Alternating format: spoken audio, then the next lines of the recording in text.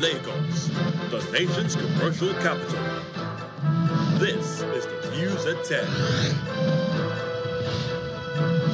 Live from Channels Television. Reporting tonight, Ayotunde Balogun.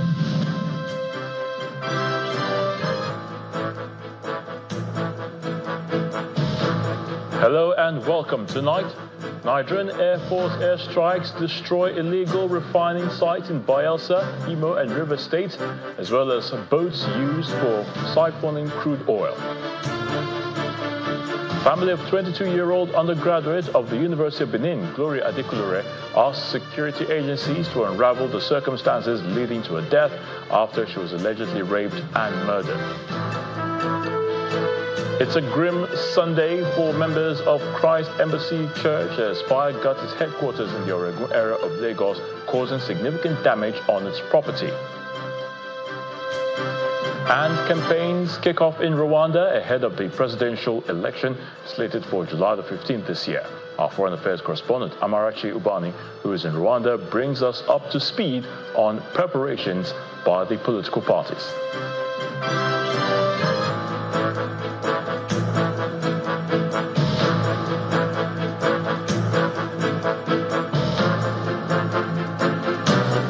The war on illegal refining of petroleum products has recorded another victory as the air components of Operation Delta Safe have destroyed 13 illegal refining sites and some other assets used in dispersing siphoned crude oil product from surface tanks. Now, the sites were discovered near the Imo River where 7 overhead tanks were sighted. According to the Air Force, airstrikes were also extended to Wilcourt in River State after a canoe filled with illegally refined products and some gunboats were discovered. Also following some intelligence report, the Air Force components also destroyed illegal oil assets in Bayelsa State. Staying with security, the Controller General of Immigration, Mrs. Kemi Nandap, has charged border officers to be professional and extra vigilant in manning the country's borders. She gave the charge when she visited some of the border communities in Katsina and Jigawa State, where she also solicited the support of stakeholders in combating trans-border crimes. Mrs. Nandap says the Nigeria Immigration Service is deploying e-border solutions to ensure a safe environment to attract foreign investments.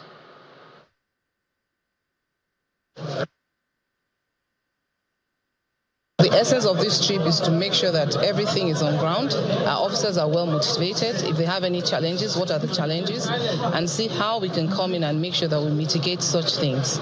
And also to make sure that the borders are safe from things like trans-border crime and other unnecessary crimes that we have in the country right now. So to make sure that the border is safe from all interference in terms of unwanted people. But what we have seen so far is it still it needs a lot of work to be done. It needs a lot of work to be done, and that is the essence of this trip, to go back to the drawing board and to strategize and see how best we can liaise with the federal government to make sure that what we need here now is proper border governance.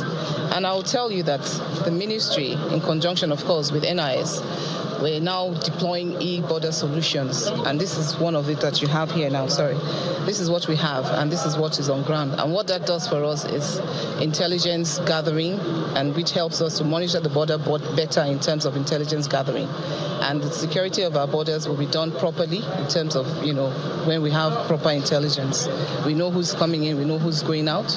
Our borders will be secure, and our men are ready. They're well trained, they're well motivated, and we're doing our job. And we'll definitely succeed. We'll make sure that the borders are safe. That is our job. The coalition of northern groups in Zamfara State has condemned the increasing violent attacks and kidnappings in the state, particularly the recent kidnap of a Catholic priest. Speaking with Channels Television correspondent in Guzo, the state coordinator of the group, Husseini Hassan, advised the authorities to take immediate steps against these acts and make the state safe for citizens. He appealed to the state government to increase cooperation with relevant stakeholders and security agencies to find a lasting solution to the security situation in the state. When I'm coming back from the community, I heard that one Reverend Father was being kidnapped at Dampa in Gusau, LGA, close by the state city capital where we are today. But I think this is a terrible moment because it's a situation whereby we don't know what is going to happen tomorrow. If a lot of incidents is happening within the Gusau metropolitan system, now it's coming down to the city itself where there's a lot of security situation close by, which we think we need to have a protective measure because of the security around the locations. But this situation has been increasing day by day, time by time. So what we expect from the government is to put more effort on providing security of life and properties of the citizens, because this is going to be so alarming because it's increasing. What we demand from government should come closer and find the solution in these problems, because you can't address problem without knowing the causes of these problems. If government can come closer to the people, find out what is the problem, how can this thing happening, where was this happening, so that from there I think government can find solution how to tackle this insecurity, because you can't address problem without knowing the problems. Family and loved ones of a final year student of the University of Benin, Glory Adekunle, who was allegedly raped and murdered by yet to be identified persons, has called on the authorities to bring the perpetrators to justice. They are seeking answers after her lifeless body was reportedly dumped on a street near her house in Iowa community in Edo State about a week ago.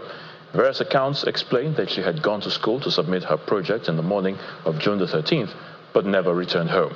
While the university is yet to issue any formal statements, the state government last week gave the State Police Command an ultimatum to fish out her killers. Our correspondent Jessica Olubose reports.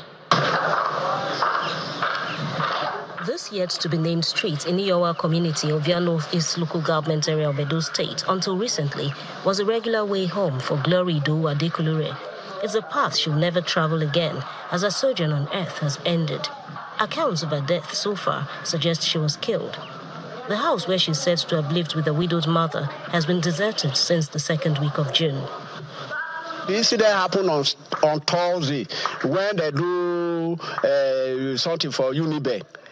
Yourself, you go follow your senior sister, sell market. On the way coming back, now then we will not see so.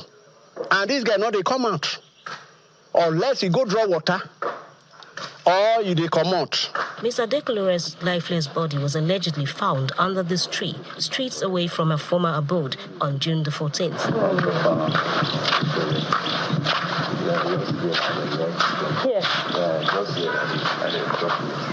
A representative of the community, Etionsa Igodaro, who spoke with Channels Television off camera, says the community will go the traditional way of placing a curse on the perpetrators of the wicked act.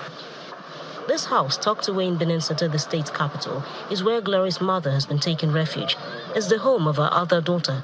Glory's brother explains that Glory was just 22 and the last born, the family's first and only graduate. This is our first graduate and is our last born. Me, I went to school, but it was OND. I could not finish up. You understand? My mother stood for us to fight for us. It was this last born because my mother is a type who like education. 22 years old girl, passing to pain before he died. It's a little over a week since the sad incident occurred. Still, amid attempts to console her, Glory's mother, who has 4 other children, seems to have latched on to desolation. Now project he goes submit, I see the submit.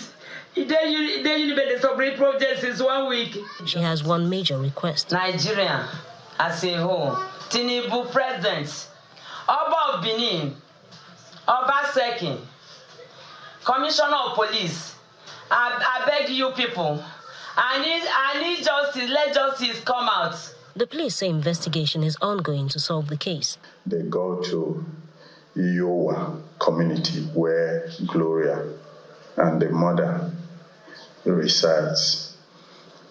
They saw her dead body lying down there, lifeless, without skirt or trouser nor shirt, just with undies alone. According to the divisional police officer in charge of Ikeadolo, at a close look, they discover behind her shoulders an injury. They also discover blood coming from a private and the buttocks. They've also assured the public that informants will be given the strictest confidentiality over any useful information that could help give justice to the late Glory. She had among her wishes for 2024 prayed for a year better than the last for every member of her family. Jessica Olugusere, Channels Television News. Meanwhile, the Edo State Governor Gordon Obaseki has again listed cultism as the biggest security threat in the state and is calling on the church to join hands with government to deal with the problem. Mr. Obaseki, who was speaking as a special guest at the 20th Synod of the Benin Diocese of the Anglican Church in Benin City, the Edo State capital, condemned the killings in the state as a result of cult wars and activities of Community Development Association leaders, also known as Okagiles. He also made reference to the murder of Glory Adekulore. The primary purpose of government is to protect the lives and property of citizens. If government cannot provide security, it has no business being there. But we still have a long way to go. Our big problem in Edo is no longer kidnapping as such. Our big problem in Edo, from the security reports we have, is homicide, killings of people. And these killings is mainly as a result of the activities of cultists and community youths. How can you imagine a young girl just graduated and goes to school to collect her results, and people attack her, rape her, and kill her in Benin? This happened a few days ago. It's only sick minds that will do such things. People are possessed who belong to all sorts of crazy groups calling themselves cults and okagiles. Those are the sort of people, those are the sort of things they do. So the church must join us and help us that we have to wipe out cultism. We don't need such devious and heinous groups anymore for progress. That is the biggest threat we face today in Edo State, cultism. Boys wake up and they just needlessly kill each other in the name of rivalry. The headquarters of Christ Embassy Church on Billings Way in Oregon was gutted by fire in the early hours of today. The church complex, which was enveloped by smoke, was eventually put out by men of the fire service and other safety agencies. The Director General of the Lagos State Emergency Management Agency, Femi Okeosoyintolu, however, says preliminary investigation will continue to ascertain the cause of the fire. He also confirmed that no life was lost in the incident.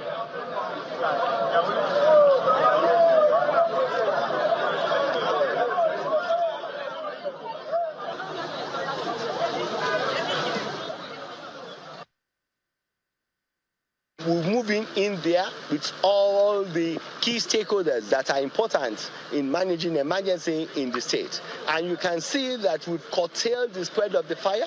We've put up the fire in certain aspects, and we've started conducting what we call secondary survey in emergency. And very soon, everything will be completed in terms of operation. We have to do a sort of investigations, because we have to look at things holistically before we could say this is the etiology that leads to this. But the most important thing is that we have curtailed the fire. We will soon put up the fire, and we started looking at the secondary challenges, and I'm sure we are going to be on top of it. There is no mortality, there is no morbidity, and you can see that the recovery aspect of it is seamless. The response time was 10 minutes, and by 10 minutes, all the actors were on the ground. So when it occurred and they inform us, we move in there. In part two, after the break, Nigeria records first commercial gold transaction as Minister of Solid Minerals Development, Dele Alake, presents gold bar sourced from artisanal and small gold miners to President Bola Tinubu. Please stay with us.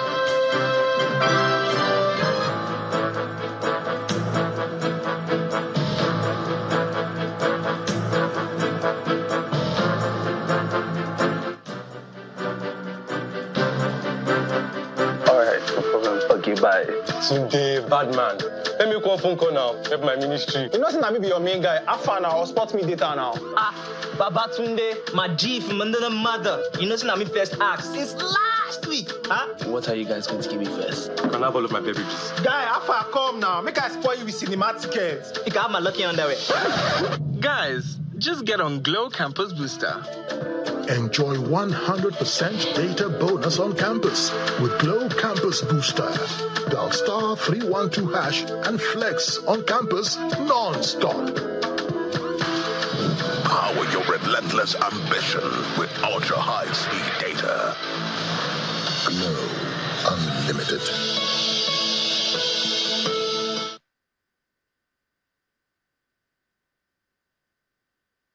Welcome to Thomas Adewumi University, Oko, Kwara State, the knowledge hub for Nigeria and Africa. We are dedicated to shaping the future of Nigeria and Africa through world-class education and innovation. Our campus is equipped with state-of-the-art facilities, including modern laboratories, cutting-edge libraries, studios, conducive accommodation, farms where our students engage in agricultural activities, and water factory. We offer a wide range of degree programs and online courses with over 27 different programs in 7 faculties. Our highly attractive and subscribed programs in nursing, physiotherapy, engineering, and mass communication. Our programs are fully accredited by the National Universities Commission.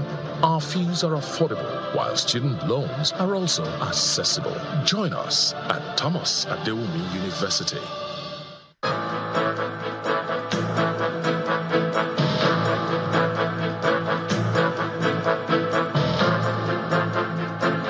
Welcome back. If you've just joined us, you're watching the news at 10 on Channels Television. A reminder of our main stories. The Nigerian Air Force airstrikes destroy illegal refining sites in Bayelsa, Imo, and River State, as well as boats used for siphoning crude oil. Family of 22-year-old undergraduate of the University of Benin, Gloria Adeklore, asked security agencies to unravel the circumstances leading to her death after she was allegedly raped and murdered. It's a grim Sunday for members of Christ Embassy Church as fire guts its headquarters in the Oregon area of Lagos, causing significant damage on its property. And campaigns kicks off in Rwanda ahead of the presidential elections slated for July the 15th this year. Our foreign affairs correspondent Amarachi Ubani, who's in Rwanda, brings us up to speed on preparations by the political parties.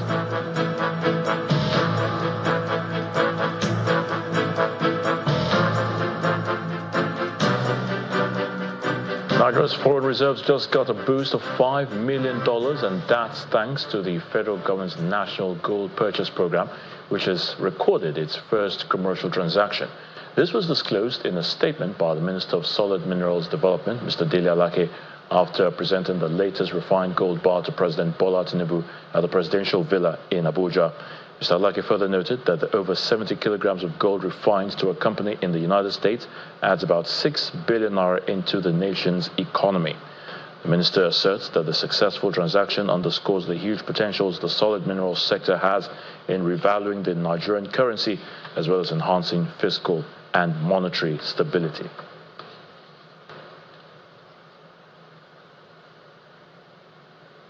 How much is money? Well, that is a popular phrase in a song by Chinedu Okoli, better known by his stage name as Mr. Flavor. Tonight, well, we do not have Mr. Flavor, but we have Babajide Ogunso, a founder of Leadership by Data, Channels Television's data analyst, to share more insights about how much is the money that Nigeria actually owes. Babajide, great to have you on the News at 10. Good evening, Ayatollah. How much is money? How much is money? I'm sure many Nigerians love that song. But anyway, that's not what we're talking about now. We're talking about how much money Nigeria owes. And of course, the Debt Management Office, the DMO, earlier this week released some reports, on Nigeria's debt status. What do the latest statistics mean? Where are we? What can you tell us? Summary. From these statistics, there's good news and there's bad news. And I'll go into the good news and bad news. But with respect and with reference to what exactly is Nigeria's, the country's debt position, there are 3 questions that the Nigerians are asking. The first is, what is the state of debt? In simple terms, how much is money? How much does Nigeria owe? The second question is, why does the debt keep rising? Now, the third and final question that Nigerians are asking is, will Nigeria ever be able to pay back this debt? So I'd like to take each of these questions and provide answers and some insights to this. The first is, how much does Nigeria owe? And from this report, it shows that the country's debt, and by country we're talking about the federal government and the state governments, the country's debt is put at 121 trillion naira as at the end of March this year. You heard that right, 121 trillion naira. The concern of Nigerians and the concern of that report, however, is that 90% of this 121 trillion naira is owed by the federal government. So as a country, 121 trillion naira, the federal government, 90% of this amount. The second question is, why does the debt keep rising? And the answer is simple. It's because we are spending more than our income. And I'd like to use two examples to explain this. Spending more than our income. Now, please listen carefully to this. In 2011, the federal government earned an income of 3.5 trillion naira. That was 2011, 3.5 trillion naira. Last year, the estimates that we're expecting when the results and the numbers are audited, we're looking at a number of about 10 trillion naira. However, the challenge is, what 3.5 trillion naira will get you in 2011, 10 trillion naira wouldn't get you. In simple terms, looking at the value of money, the government is better off earning 3.5 trillion naira in 2011 than earning 10 trillion naira last year, because the exact value of 3.5 trillion naira in 2011 in today's money based on inflation is 18 trillion naira. So clearly the government is earning significantly less even compared to what we were earning a dozen years ago. One. Now the second example again, and again please listen carefully to this. Nigeria of 2011 is so different from Nigeria of today. Here's what I mean. In 2011, we had a population of 160 million. Now, that has grown by an additional 60 million to 220 million. In simple terms, Nigeria has given birth to a nation. 60 million is the equivalent population of South Africa. So what we have compared to 2011, to today's terms, is we have Nigeria and another country called South Africa in one. And imagine the situation where our population has significantly grown, yet government revenue has declined. And so what is happening is that is the reason why we are borrowing more. And clearly, the third and final question, will Nigeria be able to ever pay off this debt? Some of these answers have gotten us into trouble, but we'll keep speaking the truth. We'll keep speaking the truth. But let's now look at the information, of course. How much of that is available to the use of the debt? Now, is the return, or should I say, the return on debt greater than the cost that we are actually going to pay to service this debt? There isn't sufficient evidence to prove that the return of debt is higher than the cost. What we see from this report, the amount we are paying as debt service is almost equivalent of what the federal government is earning in revenue. In simple terms, almost all of the government's revenue is going to service external and domestic debt. Let's take a look at what exactly has happened since the last dozen years. We're able to really compare our external debt with what has happened. Excuse me. Under Goodluck Jonathan, in June 2011, external debt $3 billion. He left it at $7 billion. In simple terms, external debt grew by $4 billion, an average of $1 billion per year. When President Buhari came in, the external debt was $7 billion. When he left, it was $39 billion. In simple terms, under former President Buhari, external debt grew by $32 billion, an average of $4 billion of additional external debt per year.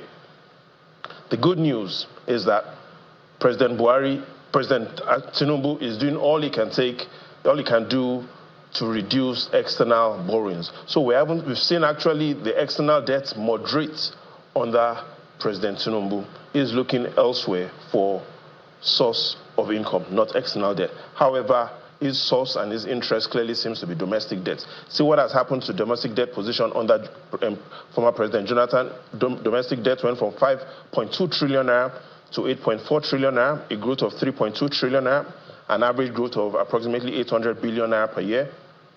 Domestic debt from under former President Buhari went from 8.4 trillion naira to 48.3 trillion naira, a growth of 40 trillion naira, approximately 5 trillion naira of new domestic debt per year. Under President Tinubu, we've seen that move again from 48.3 trillion naira, and to this, what we see in this current report, 61.6 trillion naira. However, President Tinubu is saying most of these new domestic borrowings are really not because of him. He's saying that the accounts and the records are being changed and that they are now considering some of the debt that was borrowed under President Buhari that was not accounted for. So he's saying that, yes, this government has borrowed trillions of naira locally. However, President Tinubu is also saying that they're having to adjust their accounts because there were some debts that were borrowed from the central bank that were not properly accounted for under former President Buhari. So going forward, Babajide, how can these statistics be improved? I mean, talking about our debt statistics, what is the outlook on borrowing as well? We need to really focus on these numbers. You know, I was talking about how easy will it be for us to pay our debt. And please listen carefully to this. In 2011, under President Jonathan, external debt was $3 billion. But then our external reserves was $33 billion. So we had a lot more external reserves. Today, our external debt is $37 billion, and our external reserves is still $33 billion.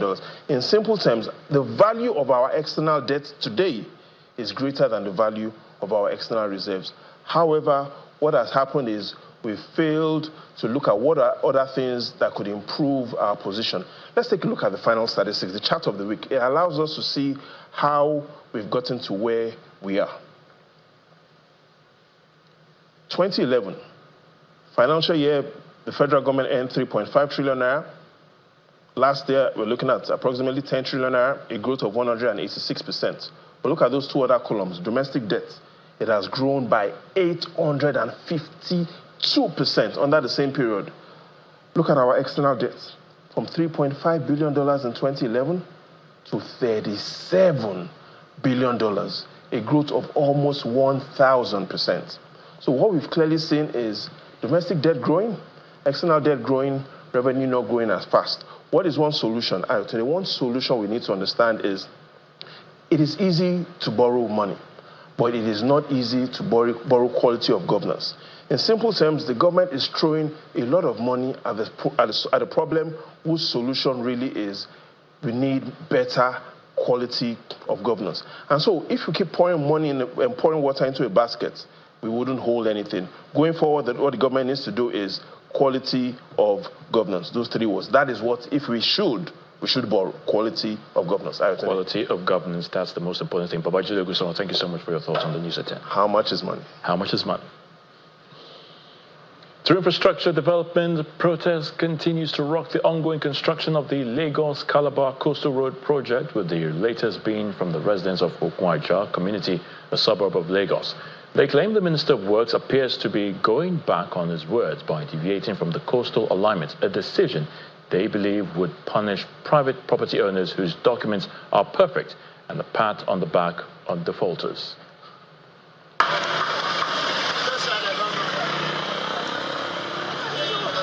Residents of Okwaja in Lagos State, southwest Nigeria, besieged the premises of the Federal Ministry of Works at the Tafawa Balewa Square in Lagos.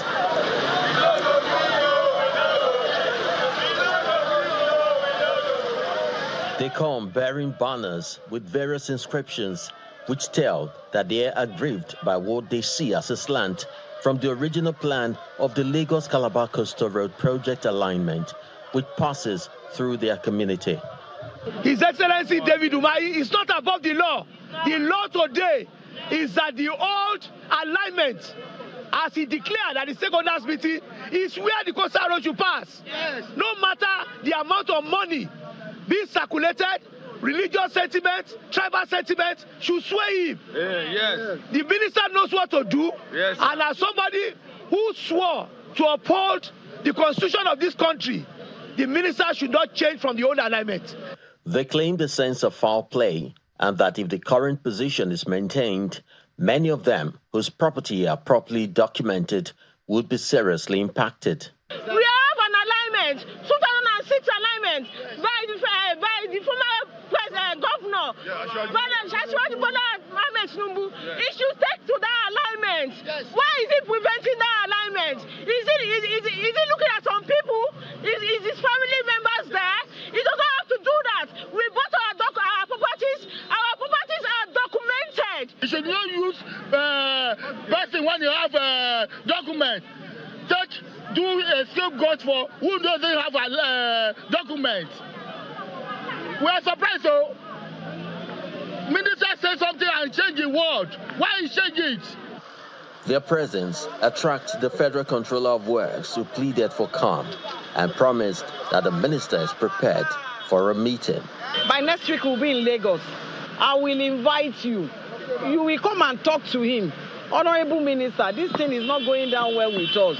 These are our issues. It does not commonize people. It doesn't look down on people. It listens.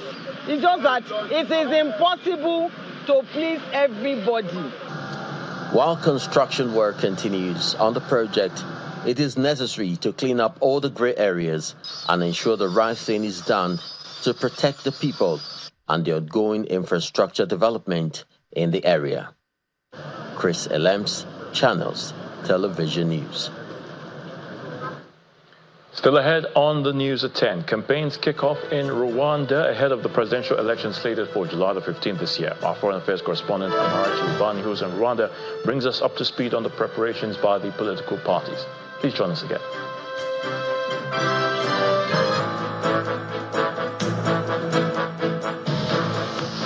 In every show, we bring you closer to the fastest growing movie industry in the world.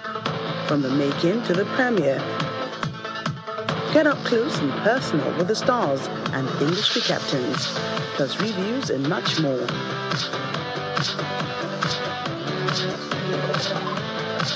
Nollywood Uncut, every week at these times.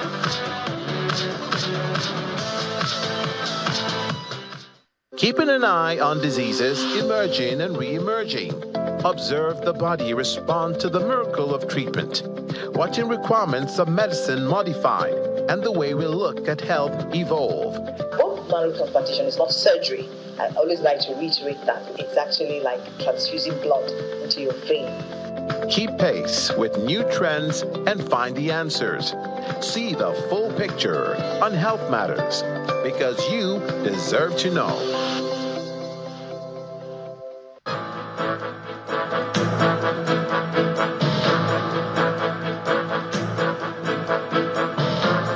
Welcome back. The Director General of the Nigeria Automotive Design and Development Council, Mr. Joseph Oshanipin, says the agency is in talks with car component manufacturers in the country to up their capacity and production in order to attract global car manufacturers back into the country. According to him, this will help to increase the availability of jobs and reduce the unemployment rate in Nigeria. He told Channels Television exclusively that while all that is going on across the country, the agency is making efforts for the enactment of an act of parliament to strengthen the sector. What can we produce locally? That's a major thing now. We have to start producing some of these parts locally, and gradually, when they see the market, they will come, do SKD, change it to CKD, and then when they see that, oh, we have the parts, we can do the brake pad, we can do the glass, we can do the mirror, we can do the plastic that they are going to put the mirror inside, everything, the wire harness. So when the market, we develop the market for this, they will come. We have met them. They've given us some of the things they want to see on ground. They are investors. It's not that they want us to give them money. No. What they wanted, or one of them, the major one, we have policy.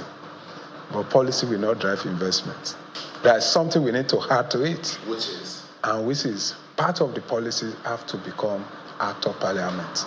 Because someone is coming to invest $300 million. We don't want policy.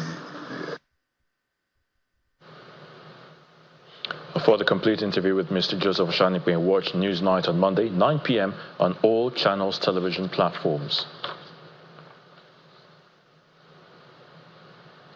The Imo State Governor, Hope Uzodimma, says for any government to succeed, there is need for a robust partnership between the executive and the legislative arms of government.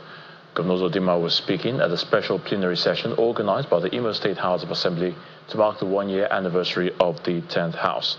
He says the motion recently passed by the Imo State House of Assembly urging the executive to engage in public-private partnership in development of the state is a testament of the benefits that can accrue to the citizens, where the executive and legislature enjoy a robust synergy and friction-free relationship. Our correspondent, Tope Kute, reports. Majority party in this House of Assembly. It's a special plenary session of the Imo State House of Assembly to mark 1 year of the 10th House. Distinguished Senator Patrick. In attendance are top government officials, including the Imo State Governor, Mr. Hope Uzodimma. The Speaker of the Imo State House of Assembly, Chike Olengbe, acknowledges the quality of lawmakers in the 10th House and promises more quality representation to the people of the state in the new legislative year. Majority party in this House of Assembly. In his address to the lawmakers, the Governor of Imo State, Mr. Hope Uzodimma, emphasizes the need for a collaborative partnership between the executive and the legislative arm for development and good governance. This vision for a new Imo is what has welded all of us together. We have been chosen by the people to individually and collectively serve. As servants of the people, we are expected to be humble. We are expected to be focused.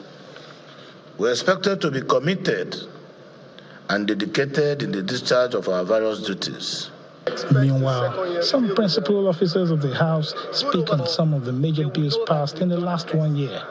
The House has passed 18 bills have passed through the House, about 64 motions. Most of them people-oriented. So even this unbundling of the electricity, the law was passed by the House of Assembly. What every business needs is power. And once that is done, I think Imo State will be better for it. In the interest of Imo people, we have worked in partnership with the executive arm. We thank God we have a governor who is a super parliamentarian. So he has been working side by side with the legislative arm to deliver the dividends of democracy for Imo rights. The Imo State House of Assembly has a total of 27 lawmakers representing the 27 local government areas of the state. And as promised, Imo people are hoping to experience more life-changing and people-oriented legislation and motions that will enhance rapid socio-economic development of the state in the next 3 years. Tope Kute, Channels Television News. To River State now, where the former local government chairman, whose 10 years expired on June the 17th, have accused the River State chapter of the NLC, TUC, and the Nigeria Union of Local Government Employees of bias in the crisis involving the councils in the state. Speaking at the press briefing in Port Harcourt, former mayor of Port Harcourt, Olwell Ihunda, claimed members of Nolge were illegally appointed into the caretaker committees as set up by the governor in flagrant disregard of the civil service laws requiring them to resign their positions. What we observed from the list of caretaker committee members, we observed that across the 23 LGAs, that appointments were made from Nolge members as part of the caretaker, whereas these Nolge members are staff of the council. They are not supposed to be. And that is the reason why we observed recently that Nolge has collaborated with NLC and TUC to carry out a protest against the police report that the IG has ordered to stay in the councils to maintain law and order so that there will not be any further death as we experience in Omoma local government. In his reaction, however, former chairman of Emowa local government era, Chidi Lloyd, called on the national leadership of organized labor to weigh in so as to forestall chaos in the state. We are calling on the national president of Nolge to call his members in River State to order.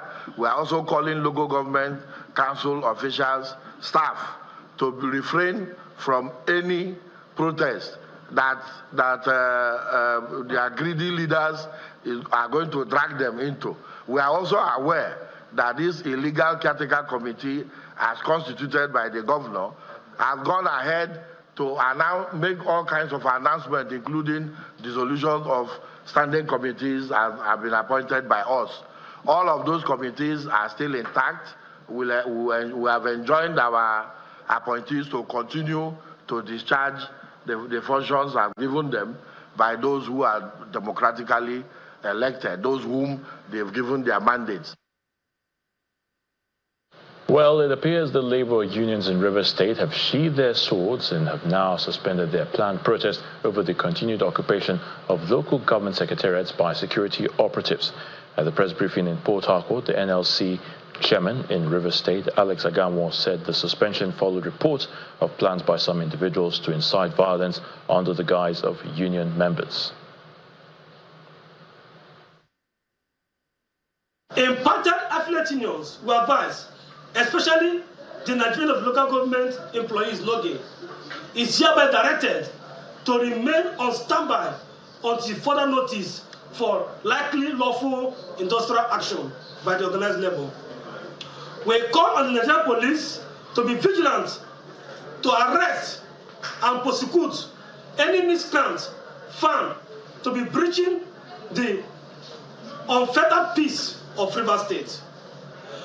We support the ongoing giant strides of His Excellency, Sassoon Fubaches RS, to promote a peaceful and prosperous Rivers State. Meanwhile, his TUC counterpart, Ikechukwu Onyefuru, also dismissed accusations from former local government chairmen that the state labor leaders are partisan. Organized labor is non-partisan. We are political to the extent that our fundamental human right is not violated by any politician or anybody. In this instance, our ask is that the Inspector General of Police should demobilize his men and open up the locked local government offices to enable our workers who work in the various local governments to go to work. Because we see the action that police has taken as violation of our fundamental human right, where our members are no more allowed. And still in Rivers State, but this time on the environment, the Hydrocarbon Pollution Remediation Project HYPREP is making efforts to instill eco-friendliness and cleanliness in the younger Ogoni generation to sustain ongoing mangrove restoration efforts. Synchronizing with this year's World Environment Day theme, Our Land, Our Future, land restoration, desertification, and drought resilience, HYPREP has launched several eco-friendly initiatives involving young people through environmental clubs in secondary schools. Our correspondent, Deborah Agbalama, reports. It is said that the best time to instill a culture of cleanliness is at a young age. That is the reason for HYPREP coordinator, Professor Nene Barani-Zabe, leading these young students in practical exercise to clean and grow the mangroves, supporting the over 100 ongoing mangrove restoration projects in Ogoni land.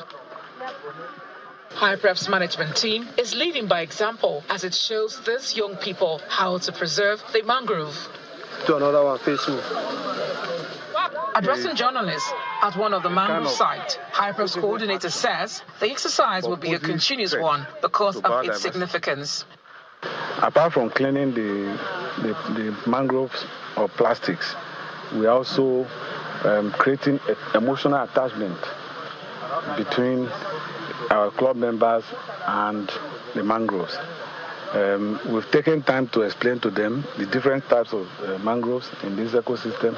We've also taken time to explain to them the ecology, the relationship between the animals and plants that form the mangrove ecosystem. Next, he highlights some of the measures taken to rejuvenate Ogoni's environment after years of pollution. The current phase we are undertaking is expected to be completed in 3 years. Because, it's something that will be done with diligence, with utmost care or caution.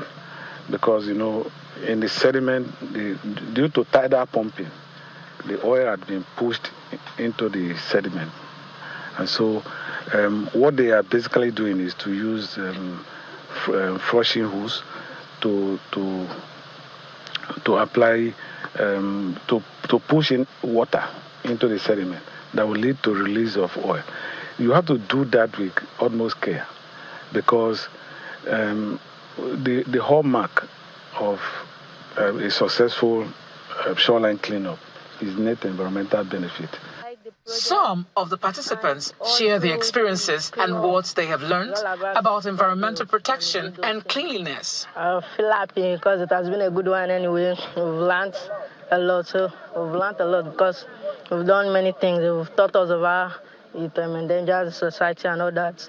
So I feel happy because at least we can pass it on to the society at large. HyPrep continues to address Ogoni land's environmental challenges by cleaning oil-degraded lands, restoring mangroves, and improving health system by ensuring community and schools participation through environmental clubs like Green Frontiers.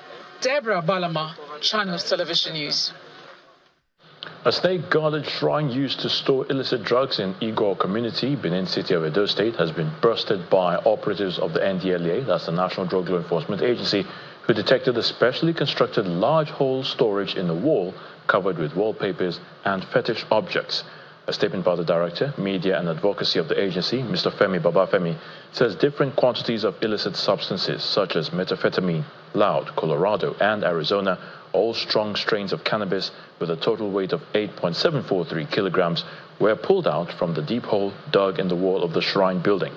The statement adds that two ladies, Sonia Ezumezu and Risikato Tijani, were arrested during the operation on Tuesday, June the 18th this year, after the big black snake guarding the shrine was demobilized. In a separate operation, two suspects, Obi Ferguson and Ernest Abanum, were arrested on Saturday, June the 22nd, when NDLEA operatives raided the Usain Forest in Ovia's southwest local government of Edo State, where 209 kilograms of cannabis and a motorcycle were recovered.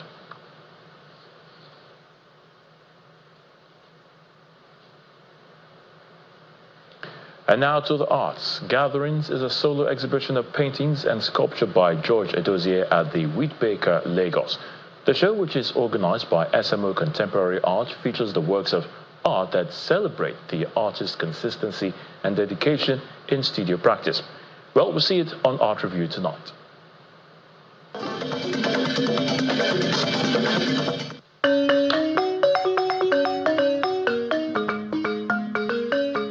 Look beyond the surface and absorb these intriguing stories as presented by this man of many parts, artist, conservator, and community activist George Edozie in this solo exhibition at the Wheatbaker, Lagos, which is a salute to many years of commitment to his artistic practice. Today's exhibition is titled Gathering.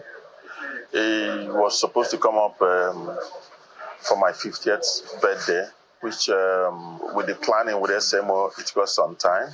And what is on now is my 7th solo exhibition. As in my professional career that has spanned for about 28 to 30 years. So I'm showcasing a body of work that has to do with family, the artist, the family, and the society he lives in. Gatherings is an exhibition that celebrates the work of George Edozie, who is a celebrated artist in Nigeria, but he's also a community activist and he's also an art conservator. He's also the president of the Nigerian Guild of Professional Fine Artists. And so in his practice, he gathers people. And I think this exhibition is a celebration of the work that he's been doing over the past 30 years as a full-time studio artist. In Gatherings, the viewer enjoys colorful and bold pieces which reflect the artist's journey and leadership in the African art space. As a yearly curator of the Areze exhibition and president of the Guild of Professional Fine Artists.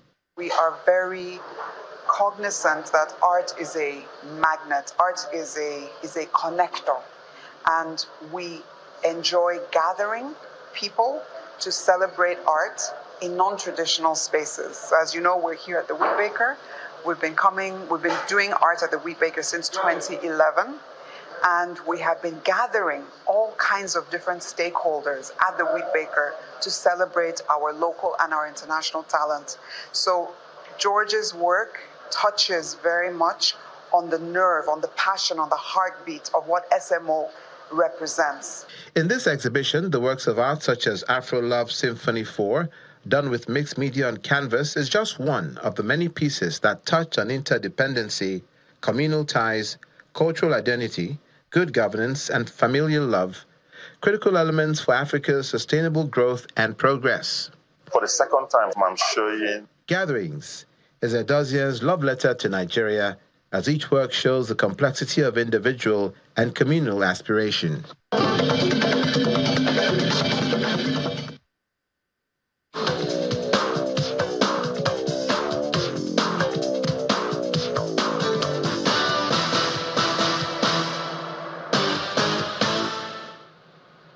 We start off with the club football from the home front. Rangers International Football Club of Enugu have been crowned champions of the Nigeria Premier Football League for the 2023-24 season. The Flying Antelopes, who clinched the title with a game to spare, beat Gombe United 2-1 at the Zaria Road Stadium in Jos on the final day of the season.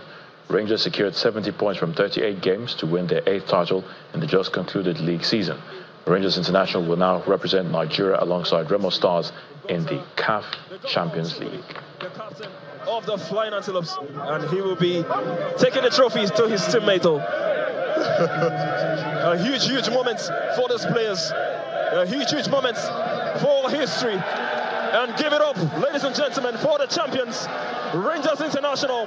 For the 8th time, they will be lifting the NPFL title. These players have gone into the history books. The Flying Antelopes are champions of the NPFL. They've done it. They've come up against all foes. Congratulations to Rangers International. Now to international football. Germany survived the scare to finish top of Group A at Euro 2024 as Nicholas Füllkrug's stoppage time goal rescued a dramatic 1-1 draw against Switzerland.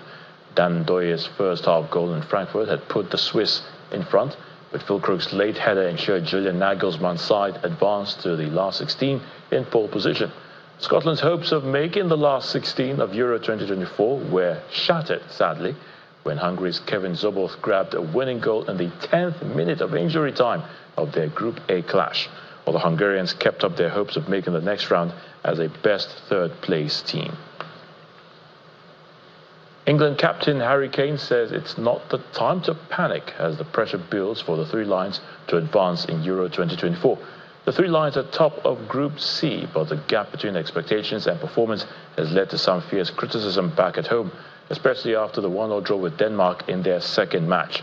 Kane was one of a number of players who were heavily criticized for their performance in the 1-1 draw with the Danes. Motorsports, 3-time world champion Max Verstappen won the Spanish Grand Prix after a decisive early move and an aggressive strategy from Red Bull to deny McLaren's pole sitter Lando Norris and extend his lead in the World Championship. The racing may be closer than the past 2 seasons, but Verstappen always seems to pull it out of the bag when it matters most. This was a 61st career win, 7th of the season, and 4th at the track where he first shot onto the Formula One scene as a teenager back in 2016.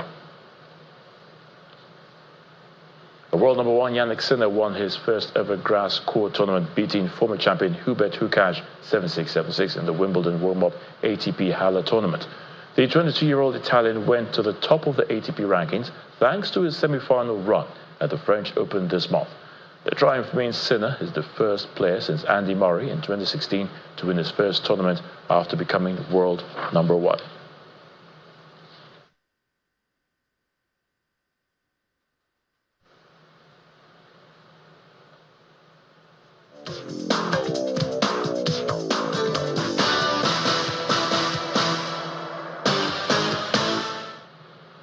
Campaign season has officially begun in Rwanda, starting with President Paul Kagame, who incidentally is the candidate of the Rwanda Patriotic Front, the FPR. This weekend he held his first campaign in Musanze in the country's northern district. Our foreign affairs correspondent Amarachi Ubani reports.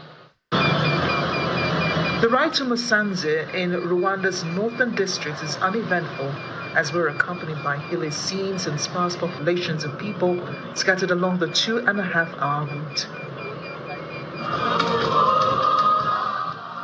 But at the University of Rwanda, the Sogo campus, venue for the FDR campaign, a massive crowd of over 350,000 people awaits the arrival of the presidential candidate, President Paul Kagame, who has ruled Rwanda since 2000.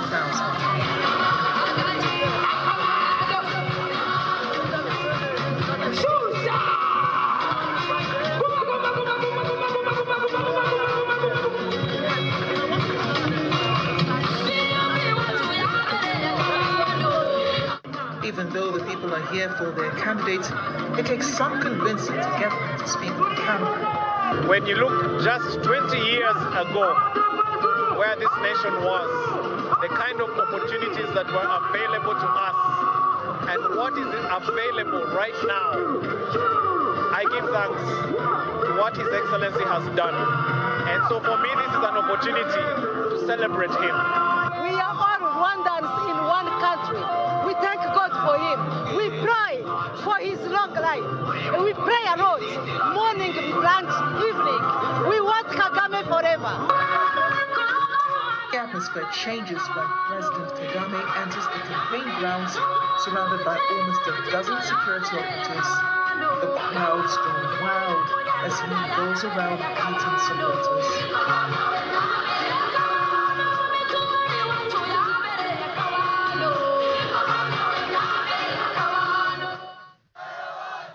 When he finally takes the stage, he addresses the people in Kenya Rwanda language, making no promises but boosting their morale. He reminds them that the real power lies in their hands. It is the people who determine what democracy means to them, he says, and no one else. He also says the West makes so much noise about democracy, but no one decides for them. So Rwandans should be allowed to decide for themselves. He tells them the worst is behind them, referring to the genocide. Looking ahead, he says, it's time for development. Then he encourages them to show their love by coming out to vote. Murakoze cyane cyane cyane. Nyamara wacu turabashimiye cyane ku butumwa muduhaye byongera kudushimangirira ko twahisemo neza. Shortly after he finishes his speech, the campaign is over, but Rwandans are not eager to leave the campaign grounds. From Zanzi, a district in the northern part of Rwanda, Amarachi Ubani, Channels Television News. At least 6 police officers have been killed in a series of attacks by gunmen in Russia's North Caucasus Republic of Dagestan, according to security officials. 12 other officers were also wounded in the attacks, which targeted a synagogue and churches in the cities of Derbent and Makashkala. Local media, quoting the local interior ministry, also reported that a Russian Orthodox priest was killed and 2 attackers shot dead by the gunmen, who are yet to be identified. The interior ministry has been reporting street fights in Makashkala, the chief administrative town in Dagestan, a mainly Muslim region which has been the scene of Islamist attacks.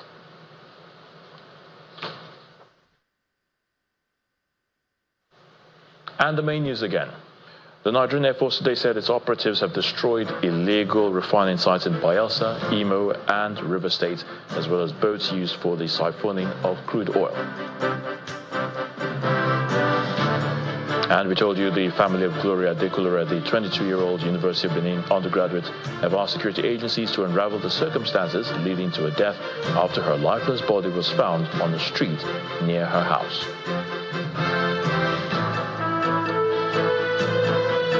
That's the news at 10 tonight. Thank you for watching. I'm Ayo Tunde Balogun. You have a good night and please stay safe.